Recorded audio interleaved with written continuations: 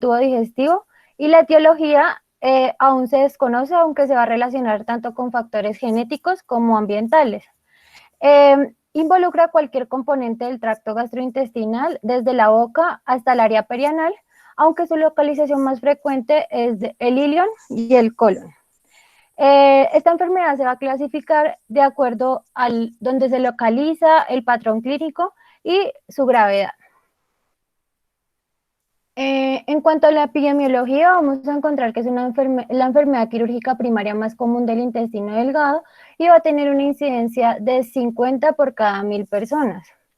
Como la etiología pues no se tiene en claro, entonces vamos a ver los factores de riesgo que me van a predisponer para presentar la enfermedad de Crohn. Se dice que va a afectar sobre todo a adultos jóvenes en la segunda y la tercera década de la vida, aunque puede presentar un segundo pico, pues no tan alto, pero se va a presentar este segundo pico en la sexta década de la vida. En cuanto al sexo, dice que hay un ligero predominio femenino en la enfermedad, pero pues no hay una gran diferencia. Para la raza y la etnia son más comunes en las poblaciones judías y la incidencia va a ser menor en las poblaciones negras e hispanas en comparación con las blancas. En cuanto al tabaquismo, se ha encontrado que los productos derivados del tabaquismo pueden afectar la respuesta inmune de la mucosa, el tono muscular, la permeabilidad intestinal y la microvasculatura. Y pues también puede aumentar el riesgo de las complicaciones que tiene la enfermedad de Crohn, ya sea estenosis o fístulas, y la necesidad de cirugía. También en algunos estudios se ha comprobado que va a haber, si hay un aumento de la ingesta dietética de grasas totales, se ha correlacionado con una mayor incidencia de la enfermedad, y en otros estudios decían que una mayor ingesta de ácidos grasos, ya sea de omega 3 y una menor de omega 6, se va a asociar con un menor riesgo de desarrollar la enfermedad. Otro de los factores de riesgo será si la persona tenía deficiencia de vitamina D, podría presentar la enfermedad. El estrés, pero el estrés era más que todo como la exacerbación de los síntomas, posiblemente pues porque a través del sistema nervioso entérico y la producción de citocinas proinflamatorias podría exacerbar estos síntomas. Y pues dentro de las posibles teorías ya más claras, o sea, que se ha buscado la etiología de esta enfermedad, van a ser las infecciones, los factores inmunitarios y los factores genéticos. Dentro de las infecciones vamos a encontrar que los dos principales microorganismos que más se ven relacionados con la enfermedad va a ser el Mycobacterium paratuberculosis y E. coli adherente. Dentro de los factores inmunitarios, entonces se dice que está relacionado a las reacciones humorales y celulares dirigidas contra las células intestinales, y pues se ha encontrado que va a tener una relación las citocinas como la interleucina 1, 2 y 8 y el factor de necrosis tumoral alfa, que constituyen la respuesta inflamatoria intestinal. Y como los factores genéticos, se han identificado más de 70 genes asociados a la enfermedad, pero el gen que más está asociado con la enfermedad va a ser el NOTCAR15, que codifica una proteína que está implicada en la respuesta inmunológica innata en las bacterias. En cuanto a la anatomía patológica, vamos a encontrar que la localización pues más frecuente, que fue lo que les dije en la definición, va a ser en el intestino delgado y en el colon, y pues se dice que aproximadamente en el 55% de los pacientes se van a encontrar simultáneamente tanto en intestino delgado y colon. El 30% solo se va a encontrar en el intestino delgado y el 15% solo en el colon. Cabe aclarar que esta enfermedad va a ser discontinua y va a tener segmentos. Y también se va a caracterizar porque, digamos, si se presenta la enfermedad en el colon, va a tener un segmento sano que va a ser en el recto. Entonces, en cuanto a los rasgos macroscópicos, vamos a encontrar que las asas intestinales se van a encontrar ya engrosadas de color rosa grisáceo o rojo púrpura, empastadas con zonas de exudado espeso o fibrosis de la serosa. También las áreas de la enfermedad intestinal están separadas pues por un intestino de una apariencia normal que se conoce como áreas salteadas. Entonces eso quiere decir que vamos a encontrar en el rasgo macroscópico que van a haber unas zonas del intestino que van a estar pues con los rasgos macroscópicos característicos, pero otras zonas van a estar normales. Otra parte característica es que el intestino va a tener una envoltura adiposa extensa motivado por la grasa mesentérica alrededor de la pared intestinal. Y también en los segmentos afectados suelen adherirse a las fascias del intestino adyacente a otras vísceras y apareciendo con frecuencia las fístulas internas, como pueden ver en la imagen. Entonces, en la imagen de acá abajito,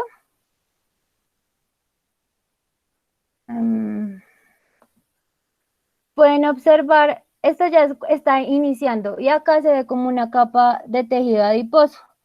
Y ya en esta segunda parte es cuando la enfermedad está más avanzada y vemos que hay una estenosis, vemos fibrosis de la pared intestinal y podemos ver cómo hay zonas también de inflamación de la pared.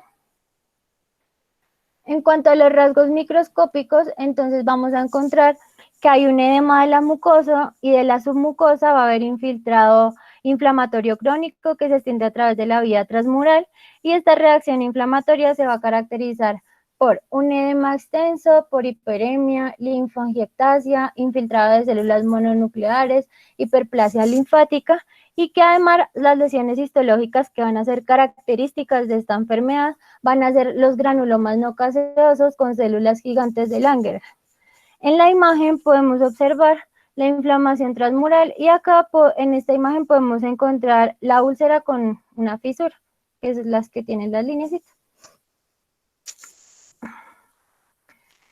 En cuanto a las clasificaciones, entonces podemos encontrar esta que es la clasificación de Montreal para la enfermedad de Crohn, que es como, que se va a dividir en la edad del diagnóstico, en la localización y en el patrón clínico.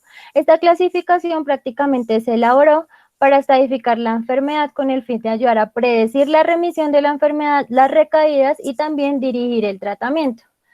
Entonces podemos ver que para la del diagnóstico sería A1 si se dan 16 años o menos, sería A2 si se da de 17 a 40 años y A3 si se da mayores a 40 años. En cuanto a la localización, entonces podemos ver que si sería del ilion terminal L1, que sería esta, si es del colon, sería esta, y si es ileocólica, sería esta. Y ya el tracto digestivo alto, que como les dije, esta enfermedad se puede presentar desde la boca hacia la zona perianal. Y ya en cuanto al patrón clínico, entonces se va a hacer si es B1, que sería no estenosante, no fistulizante o inflamatorio. Si es B2, sería estenosante y si es B3, sería fistulizante. Ya para la clínica vamos a tener que existe una triada clásica que solo se va a presentar en 1/3 de los pacientes y esta triada va a ser una diarrea crónica, un dolor abdominal y una pérdida ponderal. De forma característica en esta enfermedad se va a observar periodos sintomáticos que se van a mezclar con fases asintomáticas de duración variable en el transcurso del tiempo y los periodos sintomáticos se hacen más frecuentes y graves y duraderos, o sea, en el momento en que se va a empezar a ver la sintomatología más seguido, se va a encontrar que estos síntomas se van a ir empeorando. Y asociado a esto vamos a encontrar fiebre, manifestaciones perianales como fisuras, fístulas, accesos, estenosis anal, y estas manifestaciones perianales generalmente van a afectar al 25% de los pacientes. También se pueden encontrar manifestaciones extraintestinales como eventos tromboembólicos, epiescleritis, uveitis, colangitis esclerosante primaria, colelitiasis y hepatitis.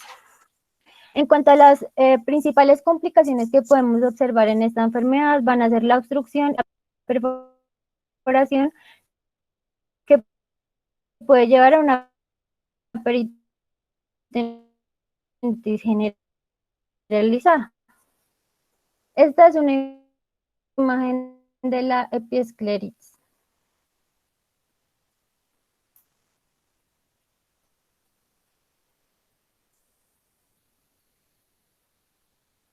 Listo.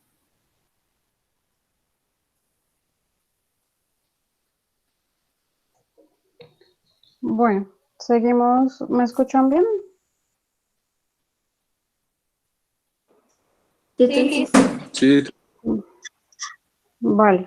Entonces, seguimos con lo que corresponde a la evaluación diagnóstica como tal. Entonces, el objetivo, pues, es excluir otras causas de síntomas, establecer el diagnóstico de la enfermedad de Crohn y, pues, determinar la gravedad de la enfermedad. Como tal, el diagnóstico puede iniciar a sospecharse en pacientes con unas características clínicas compatibles que van a incluir pues síntomas, los síntomas que ya vimos como dolor abdominal, la diarrea intermitente crónica, la fatiga, la pérdida de peso y pues la suma también de pruebas de laboratorio. Pero para ya establecer un diagnóstico de que el paciente cursa con una enfermedad de Crohn, entonces vamos a necesitar los hallazgos radiológicos, endoscópicos o histológicos que demuestren como tal la inflamación segmentaria y transmural del tracto gastrointestinal luminal en un paciente con pues, la presentación clínica compatible. ¿Esto por qué? Porque pues a veces lo podemos confundir con la colitis ulcerosa, que pues como sabemos las características de esta es más localizada, se define más que todo pues a nivel intestinal, mientras que pues la enfermedad de Crohn pues va a ser un poco más difusa y pues necesitamos como tal de todas estas características para llegar a un diagnóstico más confiable. Siguiente, por favor.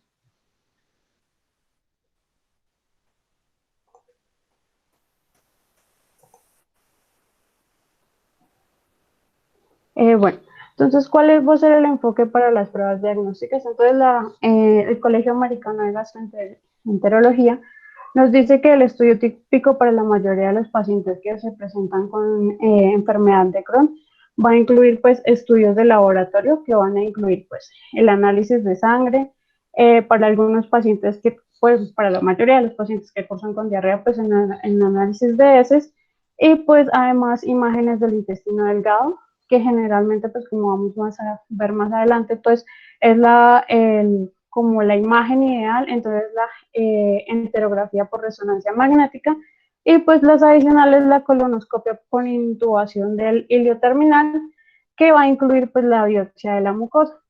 Pasa, Pau.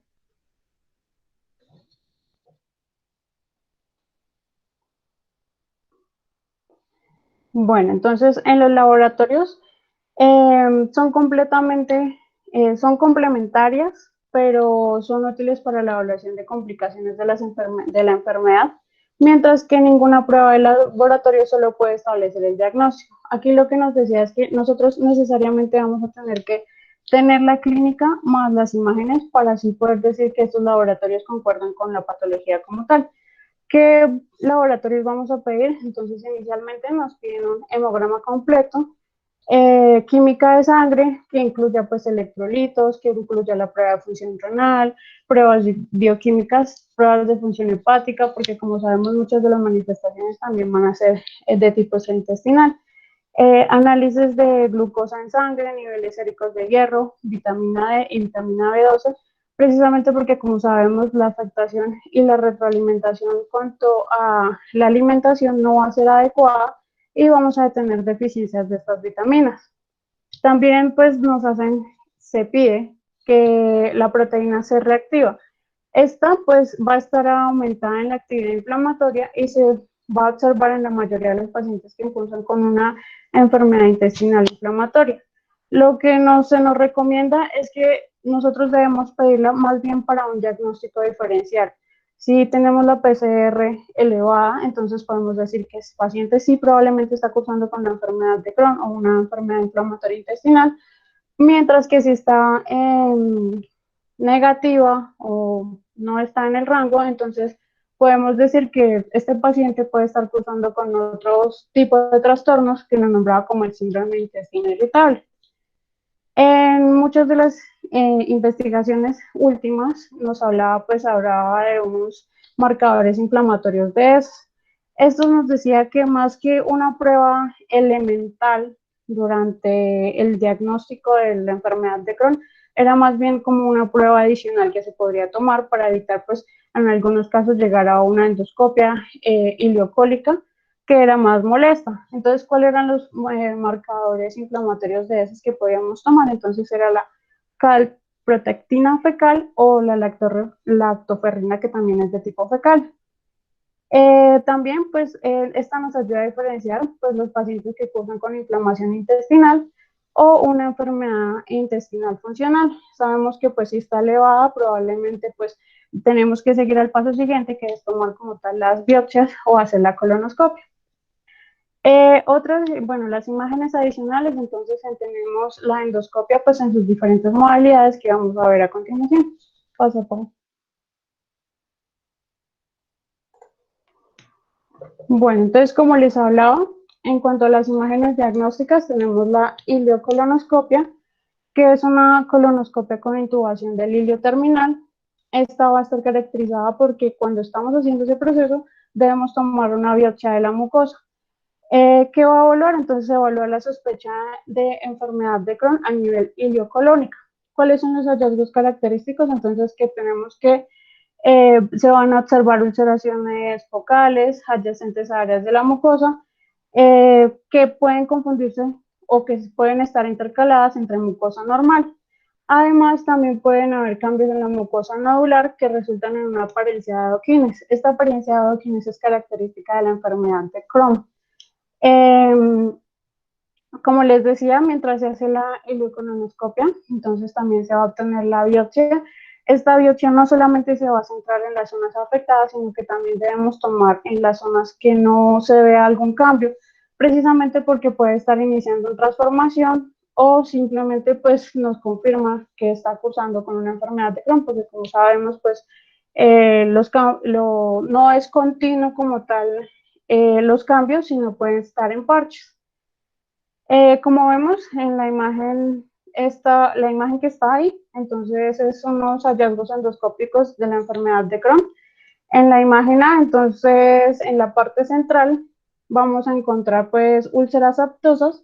Nos dice que pues son las lesiones más tempranas observadas en la enfermedad de Crohn. En la imagen B, entonces vamos a tener que pues se van a evidenciar las úlceras un poco más grandes que van a estar intercaladas con mucosa normal con una distribución segmentaria, como decíamos en esta enfermedad. En la imagen C, entonces ya tenemos el patrón característico de la enfermedad, que es la formación de adoquines, que va a estar dado por el engrosamiento nodular con úlceras lineales o serpentinosas.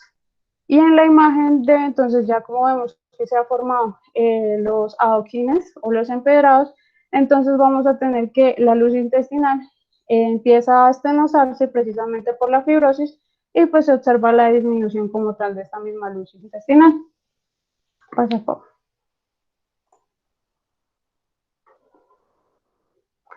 Otras imágenes adicionales que tenemos, entonces la endoscopia de vías superiores.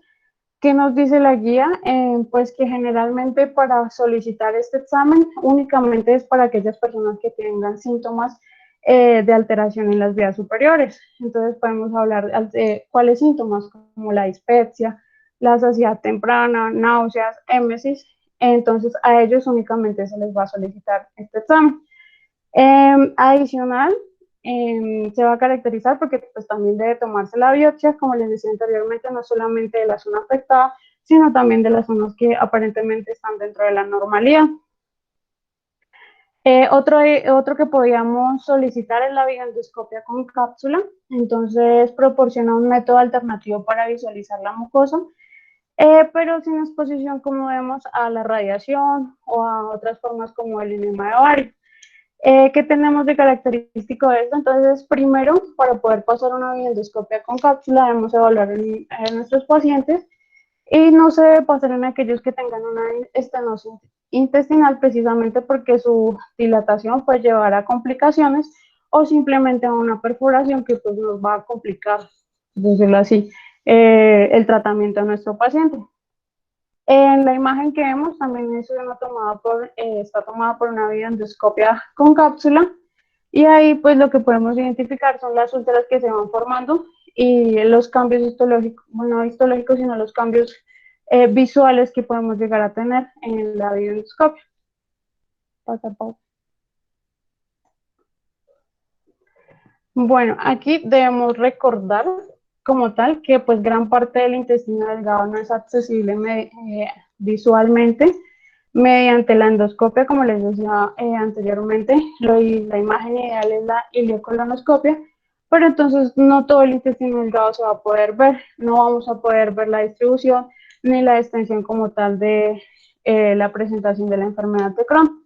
Entonces, la imagen más que nos da mayor factibilidad para diferenciar la extensión, la distribución y todo, pues las características más importantes de esta es la resonancia magnética con enterografía del intestino delgado.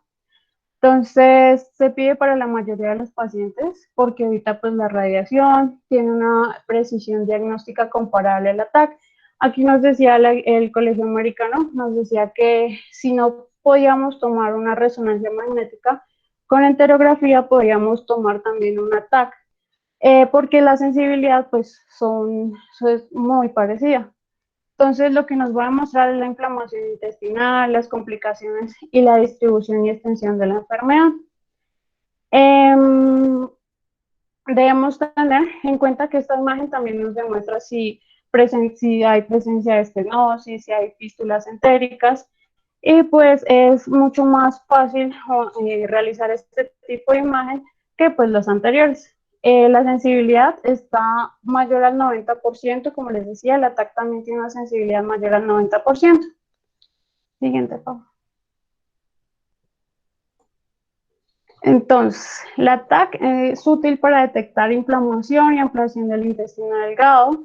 Su sensibilidad es mayor al 90%. Pues lo ideal es que poder hacer la resonancia magnética. Si no tenemos esta posibilidad, podemos hacer la TAC. Y pues adicionalmente también podemos hacer, tomar imágenes en serie gastrointestinales pues de a nivel superior para hacer el seguimiento del intestino delgado. Esto está caracterizado porque implica la ingestión de una solución de bario con imágenes radiológicas posteriores del mismo intestino. Que debemos tener en cuenta que en aquellos pacientes que pueden tener algunas complicaciones con la administración del bario, entonces es ideal hacer un seguimiento pues adicional para no llevarlo a unas complicaciones posteriores. Dale, Pau.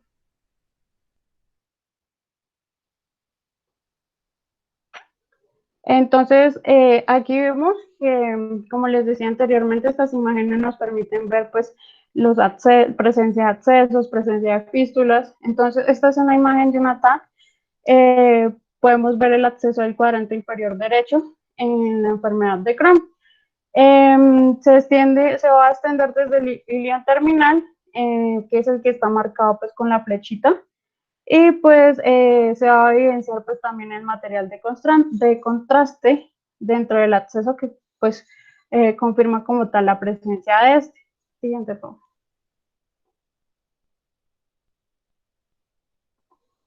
Otra imagen, entonces lo que vamos a evidenciar, entonces es la inflamación transmural con engrosamiento pues de la pared intestinal. Dale, Pau.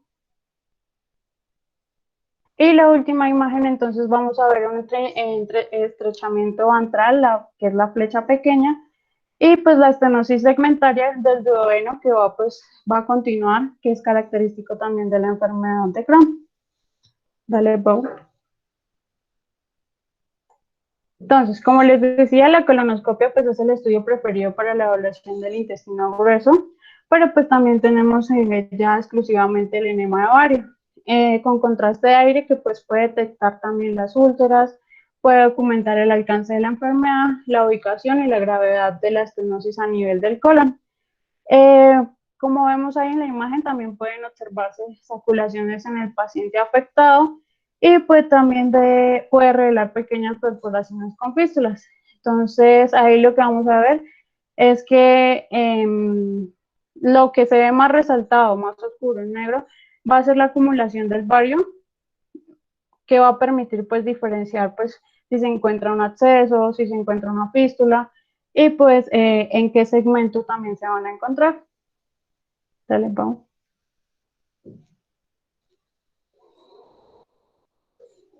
Bueno, entonces, para el tratamiento nosotros vamos a tener como tal una serie de clasificaciones. Inicialmente, pues el tratamiento de la enfermedad de Crohn va a ser meramente médico. Ya cuando pues se presentan las complicaciones o presenta algunas características que vamos a ver más adelante, pues pasamos a un tratamiento pues quirúrgico. Pero lo ideal es que nuestro paciente pues curse como tal con tratamiento pues puramente médico y que llegue a una respuesta a una remisión adecuada. Entonces, como tal, vamos a tener pues una serie de clasificaciones. Esta que encontramos acá es de la Colegio Americano, donde pues nos va a hablar ocho ítems, pues si se presentan, cada uno va a dar un puntaje diferente y pues al final estos puntajes se van a cuantificar y se va a definir si el paciente pues está dentro de un tratamiento médico, si cursa con un tratamiento médico y que va a ser de fácil acceso o si necesitamos otros adicionales. Entonces, inicialmente aquellos pacientes que necesitan un tratamiento médico de alto riesgo son aquellos que cursan con 200 o más puntos, 221 nos dice la guía, pero pues lo ideal es que aquellos que inician desde 200 empecemos hasta los 50. Entonces, inicialmente cada régimen de tratamiento pues debe ser individualizado, debe satisfacer las necesidades del paciente, debe ser mejor los beneficios frente a los riesgos y pues adicionalmente que el paciente pues esté totalmente de acuerdo con este tratamiento. Debe ser una terapia que pues sea multimodal, no solamente por cirugía y gastroenterología, sino también pues por otras especialidades que puedan ayudar en la remisión de la enfermedad. Como sabemos, pues es una enfermedad crónica, entonces lo ideal es llegar a una remisión. Dale, Po. Esta es otra de las clasificaciones que se nos presentan, que es el índice de Harvey-Bradshaw. También es muy similar, evalúa pues menos ítems, pero tienen un puntaje muy parecido también para definir si el paciente pues es de alto riesgo o de bajo riesgo para pues un tratamiento. Dale, Po.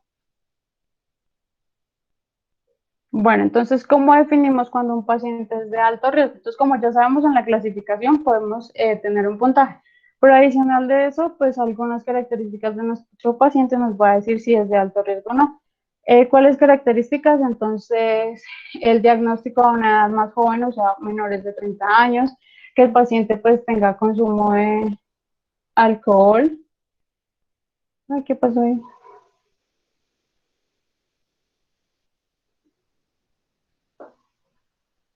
Pau. Que el paciente pues tenga consumo de tabaco, tenga antecedentes de consumo de tabaco, niveles elevados de proteína C reactiva o niveles elevados de calprotectina fecal, perdón. Úlceras profundas en la colonoscopia, que tenga segmentos largos de afectación del intestino delgado o grueso, o cursen con una enfermedad perineal y tenga manifestaciones extraintestinales. Estos pacientes entonces empezamos a tenerlos en cuenta porque nuestro tratamiento pues no va a ser tan favorable y no va a tener una respuesta tan completa con solo tratamiento de medicamentos. También debemos tener en cuenta aquellos pacientes que requieren una hospitalización, que tienen una enfermedad de Crohn que está gravemente enfermos, y que pues además de esto tienen complicaciones como obstrucción parcial del intestino delgado, peritonitis, que tenga un brote de enfermedad pues que no responde a la terapia ambulatoria, también debe pensarse en una hospitalización para reiniciar un manejo adecuado. Paso por.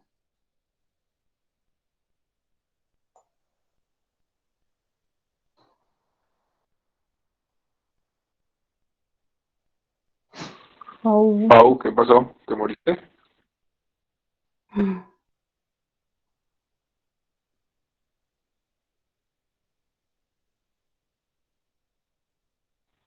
Pau,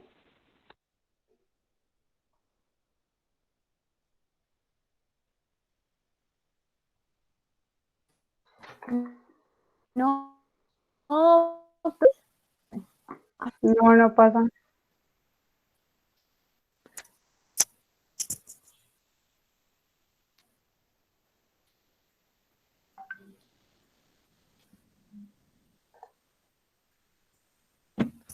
Aló, Ya, ahora sí. Ya pasó. Ya ¿ya? casi. Ya, ahora sí. Ay, es que no sé, de pronto es el internet que se me cae. Vale, pues no hay problema. Bueno, entonces, en cuanto al tratamiento ya específico para estos pacientes de alto riesgo, entonces, inicialmente se debe incluir la administración de líquidos y electrolitos por vía intravenosa para estabilizarlo a aquellos que pues, se encuentren muy sintomáticos. Las guías colombianas nos dicen que pues, se debe administrar, colombianas no americanas, nos deben administrar antibióticos intravenosos de amplio espectro. Esto está como controversial porque pues si el paciente cursa con una fístula lo inicial pues sería pasarlo a quirúrgico, pero entonces nos dice que debemos iniciarlo de igual manera con el antibiótico, que es lo último que ha dado evidencia. También se debe hacer una evaluación nutricional y consulta pues con un cirujano gastrointestinal precisamente por estas complicaciones. Y pues algunos pacientes también pueden requerir tratamiento con glucocorticoides intravenosos o terapia biológica. Entonces, estos pacientes inicialmente debemos tratarlos con glucocorticoides. El paciente de riesgo bajo pues tiene otro tipo de especificación, pero los de riesgo alto vamos a iniciarlos precisamente con estos.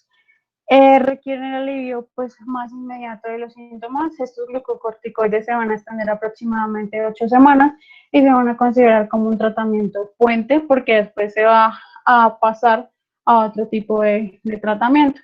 Entonces, ¿cuál es el glucocorticoide ideal? Pues la prednisona, aquellos que tienen inflamación activa de la mucosa. La dosis es de 40 miligramos día vía oral, con una reducción gradual pues de 10 miligramos o 5 miligramos semanalmente hasta completar las 8 semanas. Y pues ahí se va a tratar o se va a cambiar pues a una terapia de combinación que consiste en inhibidores del factor de necrosis tumoral, inmunomoduladores. Entonces, inmunomoduladores tenemos más que todo pues la atropina, la 6-mercaptopurina y el metrotexato, y pues los agentes biológicos como vamos a poder mezclar con el infliximab, el adalimumab o la certolizumab, que son los últimos que pues han dado una evidencia científica que pues han mejorado como tal o han dado alivio en aquellos pacientes sintomáticos que tienen enfermedad de Crohn. Pasa, Pau. Bueno, ya tenemos pues las indicaciones para el manejo quirúrgico. Entonces, aquí vamos a tener una serie de indicaciones y que van a ser exclusivamente, como les decía, el paciente lo ideal es mantenerlo en manejo medicamentoso, pero pues ya la complicación se presenta, lo ideal es pasarlo. Entonces, en cuanto a la perforación, paciente que curse con perforación intestinal, entonces, precisamente para evitar la sepsis o la peritonitis resultante precisamente de esta perforación. Paciente que tenga pues absceso intraabdominal, retroperitoneal o de la pared abdominal que sea refractario al tratamiento no quirúrgico. Entonces, como tal, inicialmente estos abscesos se trataban con antibiótico, luego se hacía un drenaje quirúrgico que puede ser bien sea quirúrgico o percutáneo. Lisette, Señor. Lisette, Sí, señor. tranquila. Haz una pausa chiquitica. Ok. Dame un segundo y quiero hacer una cosa. Luis Fernando. Luis Fernando Vigoya Rubiano. ¿Me escuchas? Sí, señor. Listo. Luis Fernando, dime qué es lo que se mide en la materia fecal.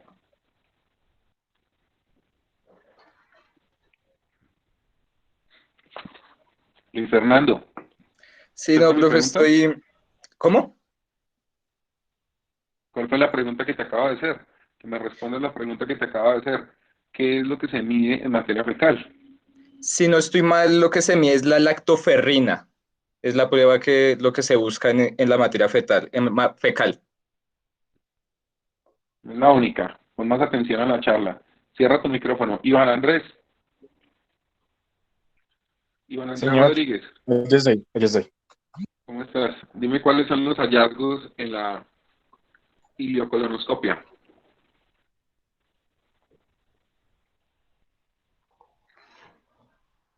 Úlceras en toda la pared intestinal.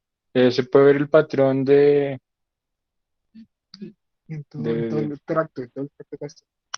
úlceras en todo el tracto gastrointestinal, doc. ¿Qué coloración es la que se evidencia?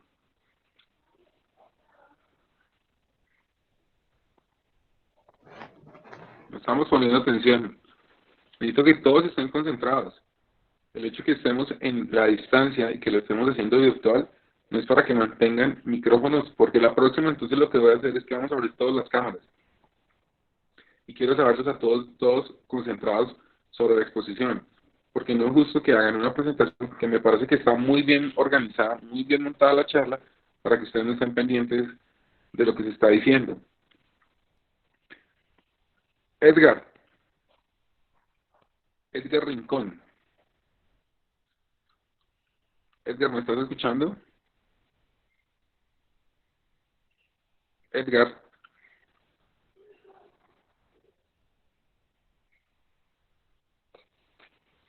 Edgar.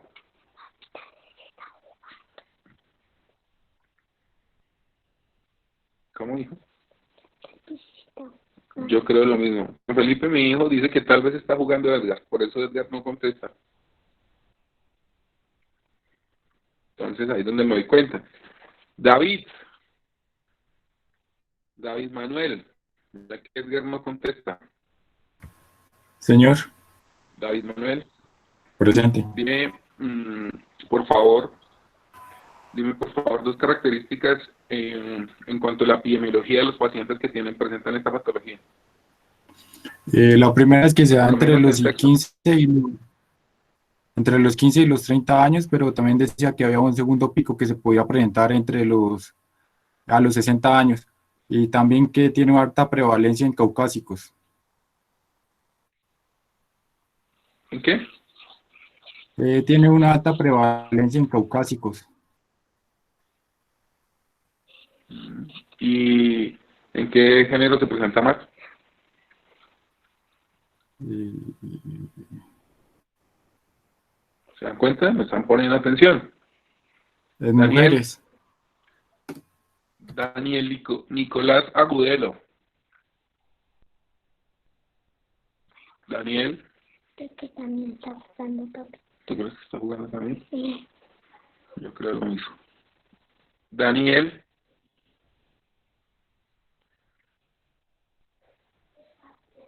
Bueno, como ustedes se podrán dar cuenta, es una forma de cómo yo los puedo evaluar a ustedes, ¿cierto? Una manera directa de saber quiénes están conectados, y si están conectados están poniendo atención a lo que yo estoy haciendo, a la charla que se está dando. Entonces, lo que yo creo que vamos a hacer es que así como he hecho este llamado a lista y veo que ustedes no están juiciosos, no le están poniendo atención a la charla, vamos a empezar a hacer así de manera de una y virtual, vamos a hacer quizzes orales para poder evaluar si realmente están poniendo atención a la charla. ¿Listo? Entonces, continuemos con la charla y vamos mirando cómo vamos. Bueno. Vale, profe.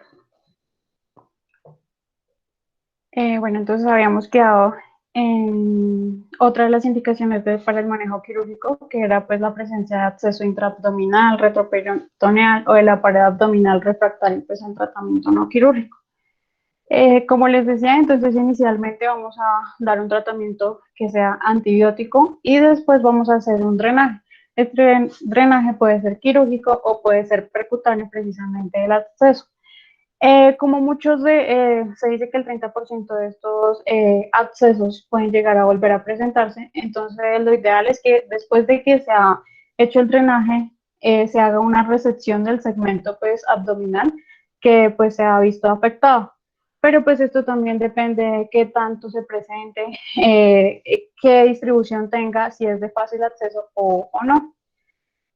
Otras de las complicaciones para indicación quirúrgica, entonces de sangrado gastrointestinal, que también sea refractaria al tratamiento no quirúrgico. Entonces, para estos pacientes, la solución pues más asequible pues es el tratamiento pues por vía endoscopia o pues se puede realizar angiografía básicamente. También debe localizarse, se debe localizar el segmento intestinal que se ve afectado específicamente y debe ser el tratamiento, pues en el caso de endoscópico o angiográfico debe ser pues también localizado para no llegar a afectar y poder causar otras posibles complicaciones o causar sangrado gastrointestinal originado pues precisamente por el tratamiento inicial. Dale, Pau.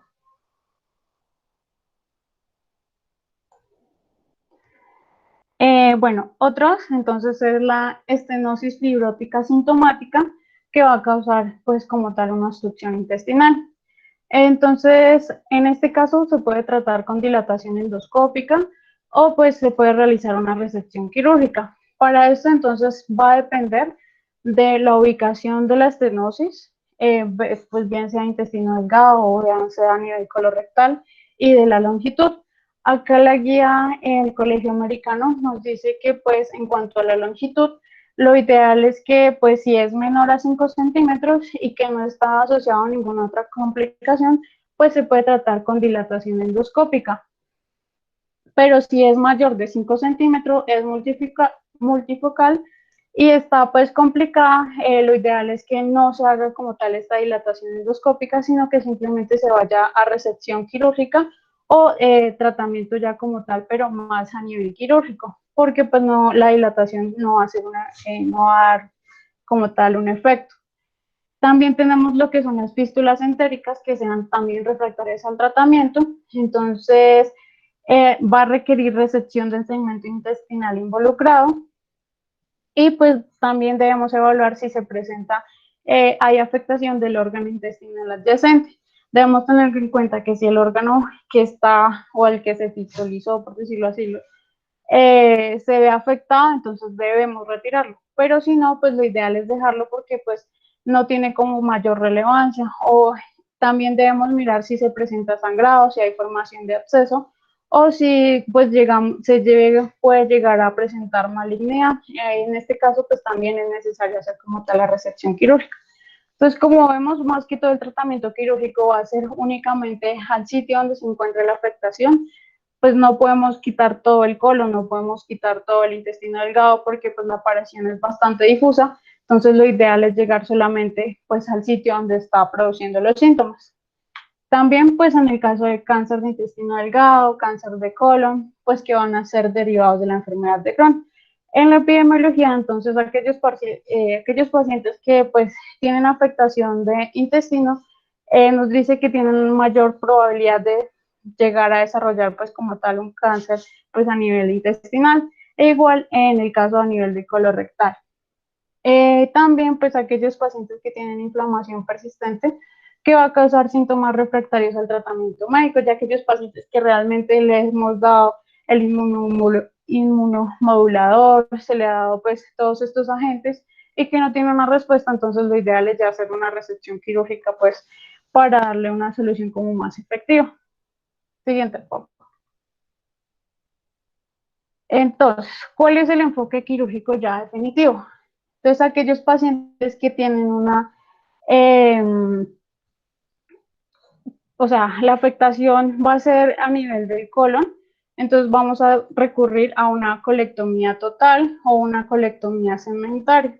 Después de hacer la colectomía, entonces se va a hacer una anastomosis iliorectal, que es un tratamiento efectivo y pues va a depender también de la localidad de la enfermedad. Tenemos, pasa Pau. Entonces, como vemos, dependiendo del lugar donde se vea afectado a nivel del colon, vamos a hacer la resección quirúrgica en el caso de que solamente pues estos segmentos. Dale, Pau. Tenemos también el caso de la proctectomía, que es paciente que tiene enfermedad de Crohn, que está confinada al ano recto y al perineo. También pues nos dice que puede ser completa con un enfoque esfintérico, pues para disminuir como tal o darle como una mayor viabilidad en la recepción a nuestro paciente. Como vemos ahí, pues lo ideal es extirpar el recto en el caso de que solamente haya afectación así, ahí, en ese sitio. Pasa, por favor. Y ya si tenemos una afectación que sea a nivel del colon, que sea del recto, entonces vamos a realizar una proctocolectomía, que pues son pacientes con enfermedad de Crohn que afectan tanto como al colon o al recto que les decían anteriormente.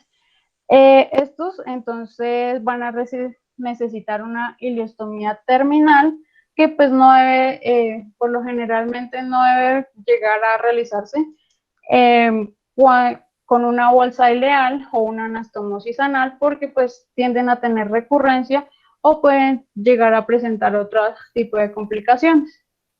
Dale, Pau.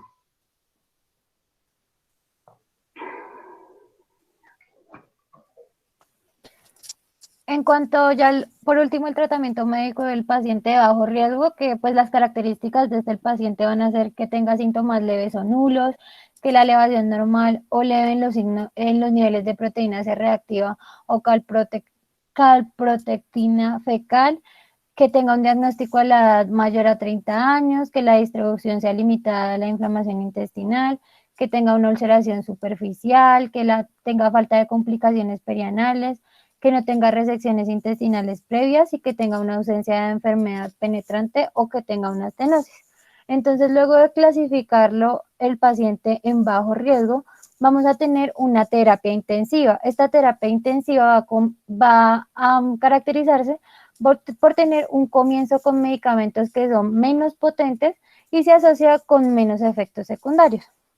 Entonces, estos medicamentos se van a dar según la ubicación de la enfermedad de Crohn. Entonces, si la enfermedad de Crohn se localiza predominantemente en la zona ileal o iliocecal, se va a dar budesonida a una dosis de 9 miligramos cada 24 horas. Y si se localiza en el colon izquierdo, hay dos opciones. Se puede dar prednisona, 1 miligramo kilogramo día, o se puede dar ciprofloxacino, 500 miligramos cada 12 horas. Cuando hay una remisión completa, se va a disminuir gradualmente el medicamento hasta retirarlo por completo y se debe hacer un seguimiento con una ileocolonoscopia de 6 a 12 meses. Para los pacientes que han alcanzado ya, digamos, la remisión clínica con budesonida, pero no pueden detener los glucorticoides después de 6 meses, lo que se sugiere con estos pacientes es una terapia de mantenimiento con inmunomoduladores o agentes biológicos.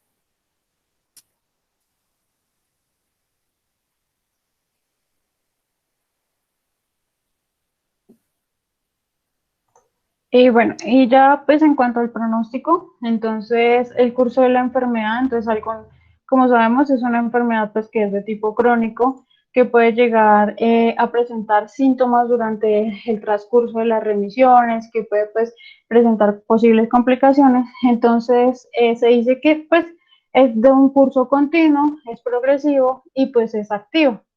En cuanto al riesgo de cirugía, entonces se dice que la mayoría de los pacientes van a requerir pues una intervención quirúrgica en algún momento como tal de la enfermedad y pues el riesgo a 10 años de resección quirúrgica por la enfermedad de Crohn es casi el 50% de la totalidad de nuestros pacientes.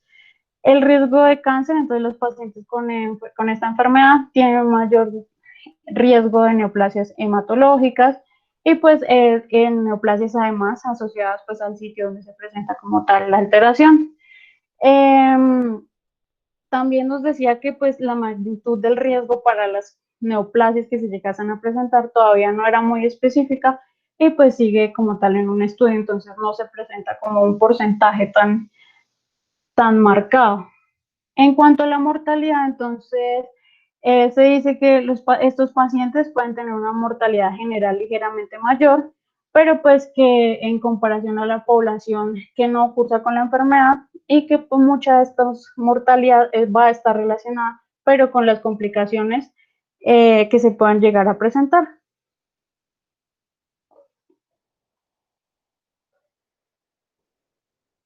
Listo, profe.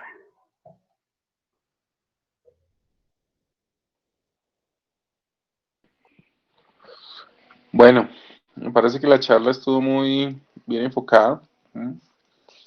No sé si tengan alguna pregunta adicional para las expositoras, los compañeros. Sí, doctor, yo tengo una pregunta. Es que en una, pues no sé si fue que entendí mal, pero me generó confusión algo, pues al principio de la exposición nombraban que en cuanto a los hallazgos, era característico encontrar libre las afectaciones mucosas a la parte rectal. Sin embargo, no sé si fue que entendí mal, pero y luego en la parte del tratamiento nombraban la prostatectomía cuando era afectación rectal, entonces me generó un poco de confusión en esa parte. O sea, si hay o no hay afectación rectal. ¿Qué dicen las expositoras? Pues es Pues, que, bueno, dale. dale, Liz. Pues doctor, en la parte que yo leí de las Aviston y en un artículo, decía que una de las diferencias de la colitis ulcerosa con respecto a la enfermedad de Crohn era que generalmente cuando había una enfermedad de Crohn en el colon, como era por partes saltadas, la enfermedad generalmente no se daba en el recto, pero si era así la enfermedad se presentaba en el colon.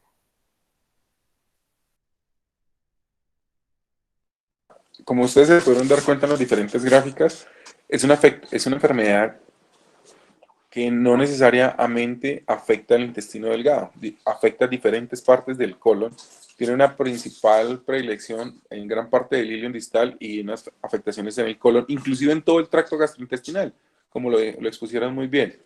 Entonces, de acuerdo a donde se encuentre la afección, que puede ser una inflamación severa o puede ser estenosis o puede ser perforación, por eso se procede a hacer los diferentes tipos de procedimientos que muy bien nombraron ellas. Entonces, digamos que si se presenta en el recto, claro que se puede presentar en el recto, que se puede presentar en el transverso, en el descendente, ascendente, ilion distal, también se puede presentar, porque es una enfermedad que afecta a la gran mayoría del tracto gastrointestinal, pero tiene predilección por algunas partes, como lo podemos ver en la clasificación de Monreal, que fue lo que ella nos expusieron. ¿Listo? No sé si quedó aclarada tu pregunta. Sí, doctor, sí, señor. Bueno, entonces, para mí es importante que ustedes estén conectados y juiciosos con lo que están haciendo, porque veo que no están concentrados en las clases, veo que están tomando muy deportivamente las exposiciones que se están haciendo, porque es que a mí no me interesa que solo que se conecten, ¿sí? Porque digamos que yo quiero hacerles un llamado a lo siguiente, y es que ustedes están en un proceso de formación como médicos, ¿cierto?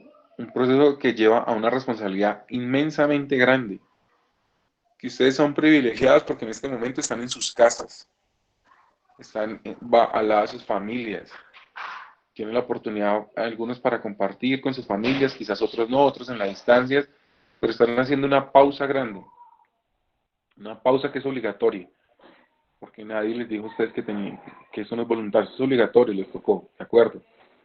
Pero la vida dentro de un hospital en este momento está siendo completamente diferente, está siendo crítica, todos con elementos de protección, nadie conoce a nadie, ya nadie sabe quién es quién, nadie se puede